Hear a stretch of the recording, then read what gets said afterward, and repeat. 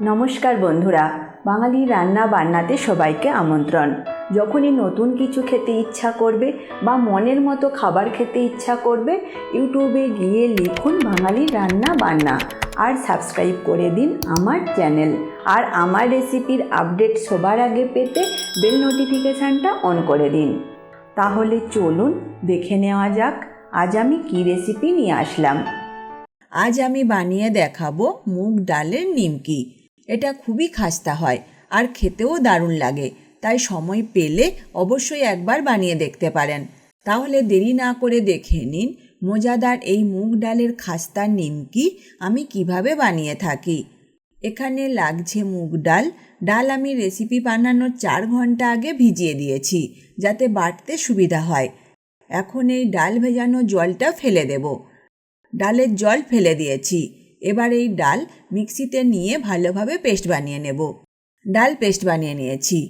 এবার এর মধ্যে দেব সামান্য নুন, কালো জিরে আধা চা চামচ, গোলমরিচ গুঁড়ো আধা চা চামচ, জোয়ান আধা চা চামচ, সামান্য হলুদ গুঁড়ো আর দেব 1 চামচ তেল। এখন এই সব উপকরণ একসাথে মিশিয়ে নেব। এবার এর মধ্যে আটা দিয়ে একটা ডো বানিয়ে নেব। আমি এখানে আটা ব্যবহার করছি, আপনারা চাইলে ময়দা দিয়েও এটা বানাতে পারেন। এখানে মোট 1 কাপ আটা লাগবে। সব উপকরণ একসাথে মেখে একটা ডো বানিয়ে নিয়েছি। এই ডো কিন্তু খুব বেশি শক্ত বা নরম হবে না। রুটি বানানোর জন্য যেমন আটা মাখি সেই মতো মাখলেই হবে। এবার এতে একটু তেল দেব। তেল ভালোভাবে লাগিয়ে নিচ্ছি। এখন এটা ঢাকা দিয়ে রেখে দেব 15 মিনিটের জন্য। এরপর একটা পাত্রে নেব 1 চামচ কর্নফ্লোর আর নেব 1 চামচ ঘি। এখন এই 2 উপকরণ একসাথে মিশিয়ে নেব। ঘি আর কর্নফ্লোর মিশিয়ে নিয়েছি। এবার মুগ ডাল বাটা দিয়ে যে আটাটা মেখেছিলাম সেই দিকে ফিরে আসলাম। আবার এটা মেখে নেব। এবার এটা নেব আর রুটির মতো করে বেলে নেব। রুটির মতো করে বেলে নিয়েছি। এবার এই কর্নফ্লোর আর ঘিয়ের মিশ্রণ নেব আর এর মধ্যে লাগিয়ে নেব। এটা দিচ্ছি যাতে নিমকিটা খাস্তা হয়।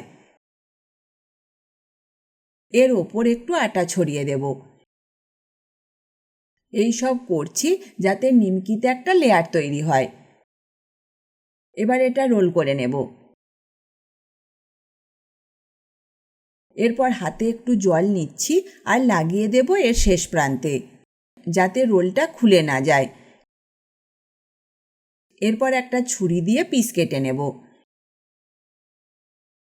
এবার এই এক অংশ নেব আর হাত দিয়ে চ্যাপ্টা করে নেব। এগুলো একটু চ্যাপ্টা করেই বানাবেন, তাতে ভালোভাবে ভাজা হবে। সবকটা গড়ে নিয়েছি। এবার এগুলো ভাজবার জন্য তেল গরম হতে বসিয়ে দেব। এর তেল কিন্তু খুব বেশি গরম করবার দরকার নেই। এবার এর মধ্যে দিয়ে দেব। এখন এগুলো উল্টে পাল্টে ভালোভাবে ভেজে নেব। তবে এটা ভাজবো মাঝারি আঁচে যাতে ভালোভাবে ভাজা হয়। ভালোভাবে ভেজে নিয়েছি। এবার এগুলো তুলে নেব। একইভাবে বাকিগুলো ভেজে আমি তুলে নেব। বানিয়ে নিলাম খাস্তা মুগ ডালের নিমকি। আর এই রেসিপি যদি আপনাদের ভালো লেগে থাকে অবশ্যই লাইক বা কমেন্ট করে জানাবেন। পারলে বন্ধুদের সাথে শেয়ার করে দিতে কিন্তু ভুলবেন না। আজ তবে এই পর্যন্ত থাক। আবার দেখা হবে নতুন এক রেসিপির সাথে। ভালো থাকবেন, সুস্থ থাকবেন। ধন্যবাদ।